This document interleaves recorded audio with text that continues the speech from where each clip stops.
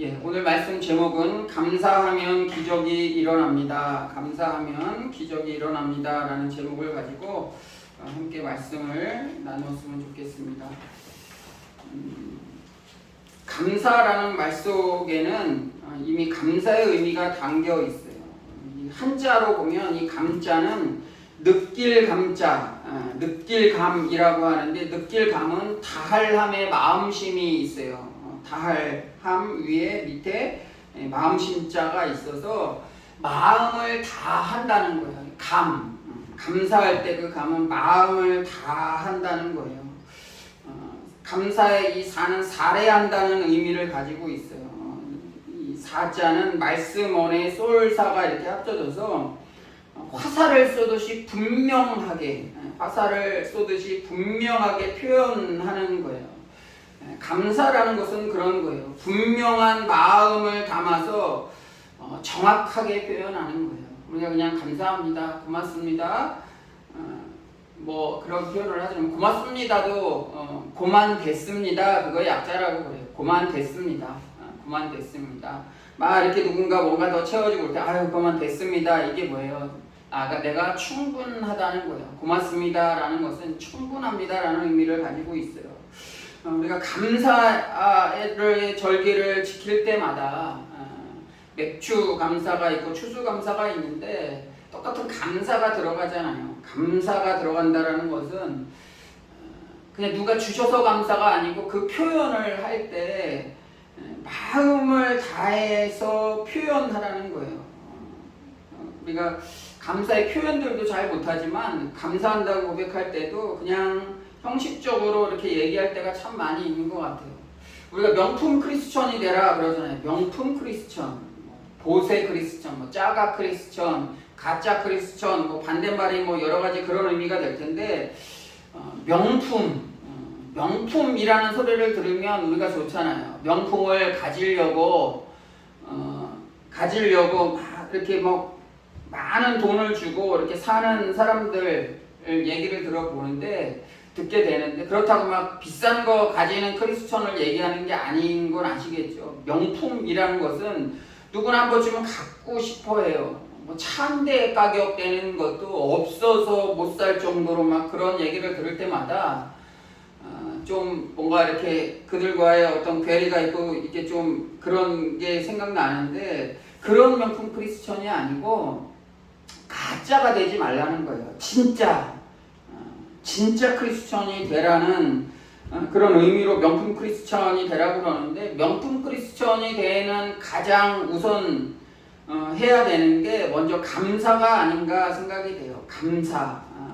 오늘 절기를 지키는 7월 첫째 주일은 우리가 맥추 감사로 드려요. 맥추절은 유월절이랑 수장절과 함께 율법이 정한 3대 절기 중 하나예요. 출애굽기 23장에 나와 있듯이 맥추절에 대한 규정이 잘 나와 있어요. 출애굽기에 보시면 맥추절을 지키라. 이는 내가 수고하여 밭에 뿌린 것의 첫 열매를 거둠이니라. 추수는 추수감사 때 드리는 것은 첫 번째 감사는 아니죠. 우리가 드렸던 모든 것들을 결실하면서 이제 추운 겨울을 준비하며 모아드린 것에 감사를 드리면서 드리는 게 추수감사라면 맥추절 이 감사는 첫 번째 드리는 것에 대한 감사예요. 그래서 의미가 있다는 거예요. 77절 혹은 맥추의 초실절이라고 이렇게 부르는데 우리나라랑 참 이 이스라엘 유대 나라의 이 문화가 참 비슷한 것 같아요. 우리나라도 농경 문화잖아요. 그래서 6월 중순이나 그럴 때 우리가 보리를 이렇게 추수하게 돼요. 그래서 우리가 여러 가지 그것을 놓고 우리도 추석이라고 해서 비슷하게 이렇게 절기를 지키고 하지만 이 맥추절의 의미는 감사의 의미도 있지만 첫 것을 드린다는 그 의미도 가지고 있다라는 거예요. 첫 것을 드리는 거. 오늘은 그러한 마음으로 우리가 처음 주님을 만났을 때처럼 우리가 처음 주님의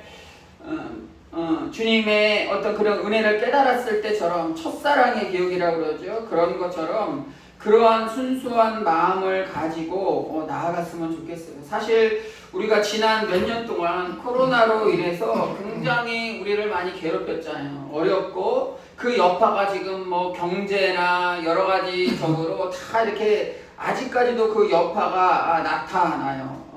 이 확진을 통해서 많은 사람들과 이렇게 단절이 됐잖아요. 감염시키는 게 아닌지 또 그들과 함께 이렇게 있었을 때 뭐 옮기는 것인지 아닌지 어떻게 보면 배려의 차원이었고 우리 교회도 그런 것들을 이렇게 철저하게 지키려고 노력하는 교회가 대부분이었어요. 근데 불가피한 일이었지만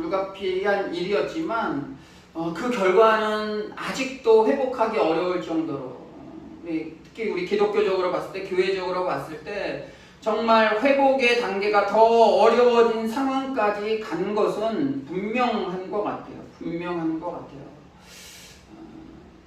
뭐 어렵다 여기서 끝나는 것이 아니고 그럼 우리가 회복해야 되잖아요. 저는 그 회복의 첫 걸음이 오늘 특별히 감사절을 지키면서 감사가 아닌가 생각이 돼요.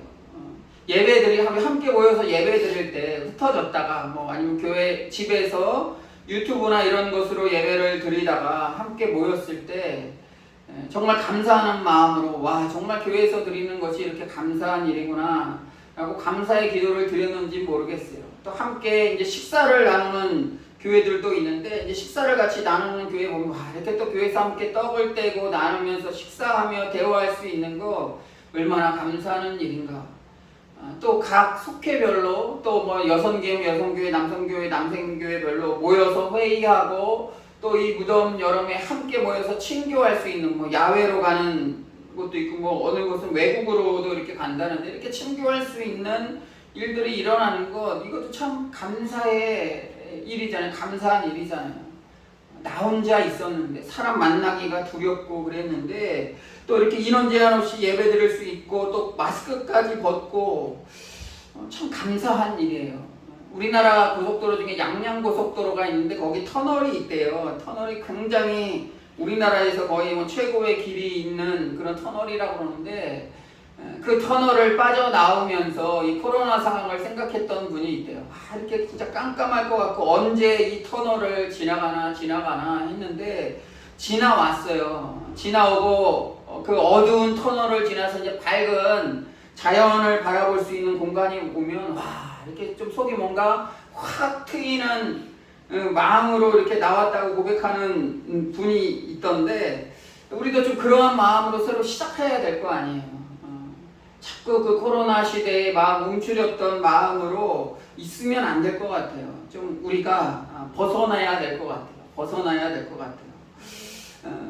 오늘 본문 말씀 보시면 우리가 잘 알고 있는 오병이어의 기적이에요. 오병이어의 기적에 대한 얘기인데 이 장소가 어디였냐면 벳세다에서 일어났던 거예요. 벳세다. 갈릴리 호수에 흘러드는 그 요단강의 북동쪽에 있는 큰 어촌 베드로와 안드레 빌립의 고향이었던 이곳에서 기적이 일어났어요. 이곳에서 우리가 알고 있는 기적이 일어났어요. 근데 이곳은 빈들이에요. 빈들. 우리가 뭔가 비어있다 그러면 어때요? 빈들이다, 광야다 그러면 뭔가 좀 어려움을 생각하잖아요. 어려움을 생각해요. 이러한 기적의 순간들, 특히 예수님의 어떤 그런 기적의 순간들을 경험한 사람들 보면 평범하고 아주 잘 되어가고 있는 상황이 일어나지 않았어요. 어려움 가운데 있었어요. 치유의 역사가 있는 그런 치유의 일들 보면 복음서에 보면 다 어려워하고 있었어요. 누가 죽기 직전이고 병들어 있고 안 보이고 누워 있고 걷지 못하고 그러한 어려움 가운데 있는 그 상황 가운데 주님을 만난 거예요. 그때 기적이 일어나는 거예요. 오늘 본문 말씀에 보시면 5,000명이잖아요. 5,000명. 제가 늘 5,000명을 늘 얘기하지만 이 5,000명의 사람들은 남자만 얘기하는 거라고 그랬죠. 그래서 뭐 10,000명이라고 얘기하는 사람도 있고 어린아이와 여인들 다 합치면 뭐 20,000명이 훌쩍 넘을 거라고 얘기하는 사람들도 많이 있으니까 하여튼 5,000명 이상은 됐어요. 5,000명 이상 되고 하루 종일 말씀을 들었어요. 말씀을 들을 땐 모르지만 이제 끝나고 나니까 어느 정도 끝날 때 되고 시간이 오래 지나니까 배고플 거 아니에요. 예수님도 그거를 아셨어요. 그래서 무엇이 없냐라고 얘기할 때 오늘 본문 9절에 나와 있는 것처럼 한 아이가 있어. 한 아이가 뭘 가지고 있냐면 보리떡 5개와 물고기 2마리. 왜 이 아이가 가지고 있었겠어요? 나 혼자 먹을 분량이에요. 여기서 말하는 보리떡 5개와 물고기 2마리는 이 원어적으로 보면 물고기 2마리가 우리가 알고 있는 뭐 생선, 가치 막 큰 그게 아니고 팔 수 없는, 그러니까 시장에 팔 수 없는 아주 조그만 물고기, 뭐 멸치 정도는 아니겠지만 조그만 물고기. 이 어린아이가 먹을 양, 보리떡 5개, 물고기 2마리는 이 어린아이가 먹을 양의 그 정도 양식이라는 거예요. 그거밖에 없는 거예요. 그런데 그것을 우리가 기꺼이 안드레에게 줬다고 성경은 얘기하고 있잖아요. 그러니까 예수님은 이것을 가지고 시작하신 거예요. 이것을 가지고 시작하는 거예요. 이게 드린 게 뭐예요? 내가 먹을 것을 어떻게 보면 헌신하는 거예요. 뭐 억지로 얘기하면 이 아이는 예수님이 말씀하시고 수고하신 것에 대한 감사의 표현이었을 수도 있어요. 뭐 여러 가지 의미로 해석할 수 있지만 내 것을 내려놨다는 거예요. 얼마나 배고팠겠어요. 5,000명 이상 되는 사람들이, 예수님도 배고프셨을 것이고 제자들도 배고프셨을 것이고 여기 모인 사람들도 다 똑같은 마음이었을 거예요.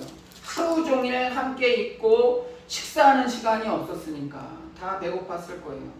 누구 하나 나는 배불러, 나는 아무것도 안 먹어도 돼, 이런 상황에 있는 사람들은 아마 거의 없었을 거예요.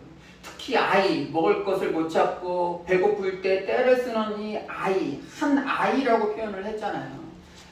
그 어린 아이, 그 한 아이 자기 먹을 것을 내어놓은 거예요. 내어놓은 거예요. 기적은 이렇게 시작되는 것 같아요. 기적은 이렇게 시작되는 거예요.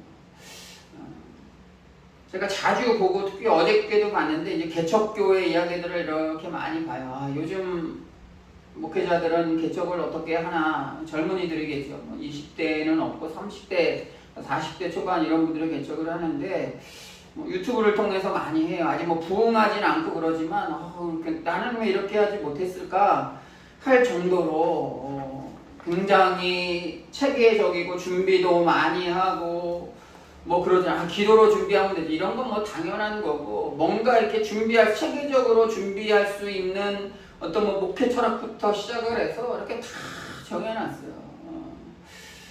개척을 하고, 뭐 어제 봤던 목사님은 개척교회 30교회 목사님과 이렇게 대화를 했대요.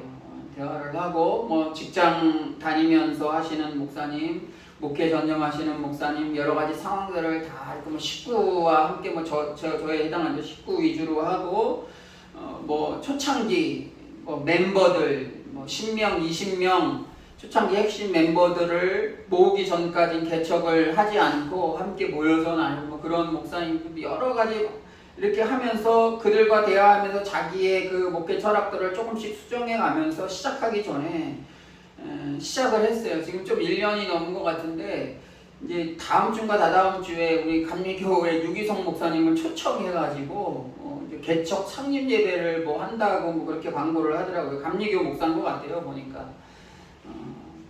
참 그런 거 보면서 야, 이렇게 좀 체계적으로 준비를 요즘은 해야겠구나라는 생각을 했어요. 그래서 저도 한번 이제 새롭게 좀 늦었지만 뭐 얼마 안 남은 것 같지만 뭐 다른 분들은 뭐 제 나이 때 되면 벌써 막 은퇴 생각하고 말년을 어떻게 뭐 이런 거 말씀하시는 분들도 있는데 새롭게 한번 구상해야겠구나라는 그런 생각들을 한번 했어요. 아무것도 없는 상황이고 뭐 경제적으로 이렇게 도움 받는 그런 상황도 아니었는데 이렇게 대화하면서 내가 일을 하면서 할까 아니면 뭐뭐 할까, 뭐 일을 하면서 하는 게 잘 됐다, 뭐 잘못한 거다, 이걸 얘기하는 게 아니고 자기는 어떻게 할 것인가 그걸 가지고 고민을 했대요.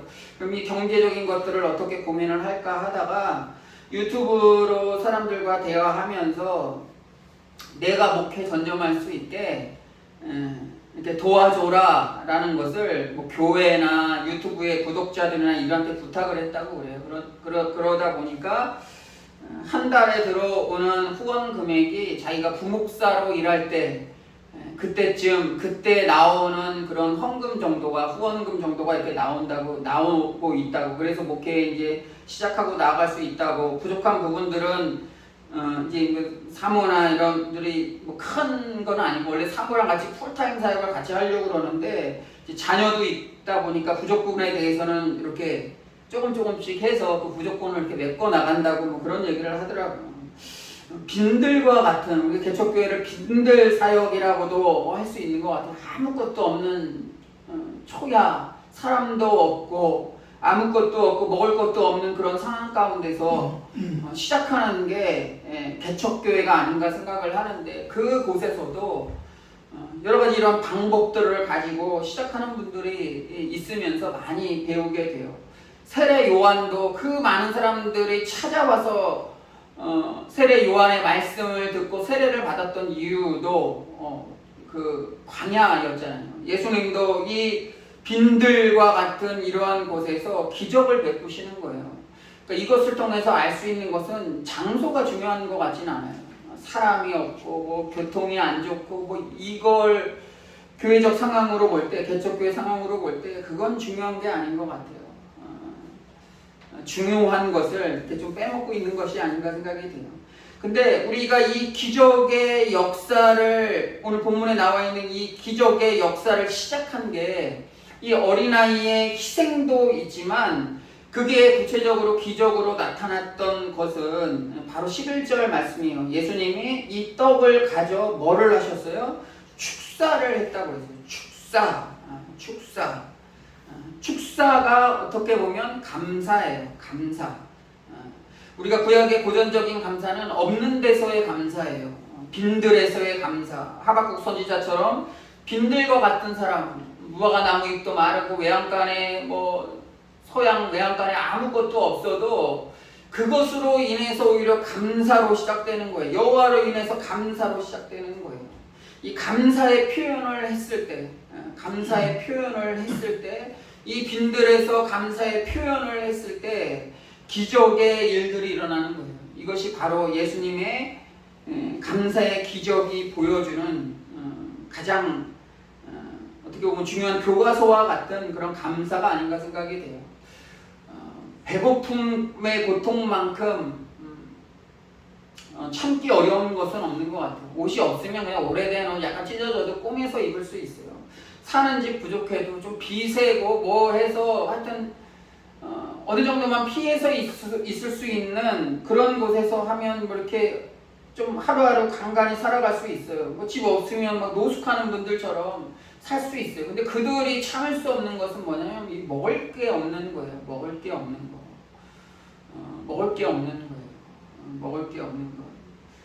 다 부족하다 빈들과 같은 상황이다라고 우리가 얘기하지만 빈들과 같은 상황이라고 얘기하지만 이 어린아이와 같은 희생이 있을 때 그게 예수님 손에 붙들려질 때 이런 기적이 일어나는 거예요. 예전엔 제가 이 말씀을 못 봤는데 오늘 설교를 준비하면서 이 본문을 봤더니 그냥 먹었구나 5,000명 이상의 사람들이 먹었구나 생각을 했는데 이 말씀을 보다 보니까 나눠주시고 물고기가 그들의 원대로 주시고 원대로라는 게 뭐예요? 원하는 만큼이에요. 많이 없으니까 보리떡 5개랑 물고기 2마리씩 이렇게 고정 배급이 아니고요. 몇 마리 원하세요? 떡 몇 개 원하세요? 저는 많이 먹었어요. 20개 주세요. 물고기 10마리 주세요. 원하는 대로 자기가 먹을 수 있는 상황대로 원하는 대로 주셨다고 본문이 나와 있더라고요. 예전에 왜 이 말씀을 못 봤는지 모르겠어요. 그들의 원대로 주셨다고 그랬어요. 그들의 원대로 예수님의 손에 붙들려줬을 때 원하는 대로 줬다는 거예요. 이게 감사의 핵심의 말씀인 것 같아요. 우리가 원하는 것은 굉장히 많잖아요. 원하는 대로 우리가 원하는 것 이상의 것들을 막 받으려고 때로는 기도하고 주님 외치곤 하지만 우리 헌신이 부족할 때가 많이 있어요. 이 어린아이와 같은 희생과 같은 이러한 것들 없이 우리가 원대로 주세요, 원대로 해주세요 이렇게 고백할 때가 참 많이 있다는 거예요. 기도할 때가 많이 있다는 거예요. 이 어린아이와 같은 마음을 가지고 내 것, 이 어린아이에게 있어서는 정말 지금 이 보리떡 5개와 물고기 2마리가 절실하게 필요한 상황이에요. 배고프고 하루 종일 굶었고 이거는 내 거예요. 내가 먹어도 아무도 뭐라고 하지 않는 그런 상황 가운데 있을 때 이 한 아이가 안드레를 통해서 이 어린아이는 뭐 그런 마음이 있었죠. 예수님이라도 수고하셨으니까 예수님이라도 좀 이렇게 이 떡이라도 물고기 작은 물고기라도 드셨으면 하는 마음을 가지고 기꺼이 주님께 드렸던 거예요. 그 결과가 그 감사의 표현이 바로 이런 모든 사람들이 원대로 먹을 수 있는 그런 양이 됐다는 거예요. 그러고도 남은 조각을 거두고 버리는 것이 없게 하라. 보리떡 5개로 먹고 남은 조각이 12바구니에 찼더라. 그래서 12바구니. 한 바구니도 안 되는 그 보리떡 5개 물고기 2마리를 가지고 수천 명, 10,000명, 20,000명의 사람이 배불리 원하는 대로 먹고도 남았다라고 성경은 얘기하고 있어요. 이게 바로 하늘나라의 축복의 원리예요. 감사의 원리예요. 감사라는 것은 제가 처음 말씀드렸던 것처럼 표현하는 거예요. 아주 강하게 표현하는 거예요. 강하게 표현하는 거예요. 우리 2023년도 하반기가 시작됐어요. 이제 반이 딱 지났어요. 그냥 형식적인 기도, 형식적인 감사, 형식적인 신앙생활, 이런 짝퉁 신앙생활 말고 이제 명품 크리스천이 되어야 되잖아요. 명품 크리스천이 되기 위해서 우리 첫 번째로 감사의 이 모습을 회복하면서 나아가야 이 어려운 상황들을 극복할 수 있다고 생각이 돼요. 오늘 본문 말씀에도 보시면 이 6장 초반기 이 오병에 대한 기적의 말씀들을 보시면 없다, 뭐 못한다 이런 얘기들이 참 많이 있어요. 없다는 표현을 많이 했어요. 없다는 표현을 많이 했어요. 그러나 하박국 3장 17절 18절 말씀에 무화과 나무가 무성치 못하고 열매가 없고 소출이 없고 식물이 없고 우리의 양이 없고 외양간에 소가 없고의 삶. 이게 우리의 불평의 기도들이잖아요. 하나님 지금 아무것도 없어요. 이것도 없고요. 저것도 없고요. 몸도 아프고요. 뭐도 없어요. 이런 표현이 하박국 선지자의 6회 정도 나오잖아요. 없다라는 것은 오늘 본문이랑 비슷한 말이 빈들이에요. 아무것도 없는 그 상황이에요. 그러나 하박국 선지자가 얘기했던 것처럼 즐거워하며 나의 구원의 하나님을 위하여 기뻐한다고 고백했던 것처럼 이게 답인 것 같아요. 답인 것 같아요. 없는 가운데서도 이 하박국 선지자 같은 그 마음, 이 어린아이와 같은 마음으로 나아갈 때 주님은 우리가 원하는 대로 주심을 약속하시는 그분임을 우리가 바라보면서 이 말씀에 의지해서 2023년도 이 하반기를 감사의 삶으로, 승리의 삶으로, 이런 기적의 삶으로, 감사하면 기적이 일어납니다. 감사하면 기적이 일어납니다. 이 말씀 붙들고 승리하며 살아가는 한 해가 되시기를 주의 이름으로 기도합니다. 기도합니다. 우리 잠깐 기도하겠습니다.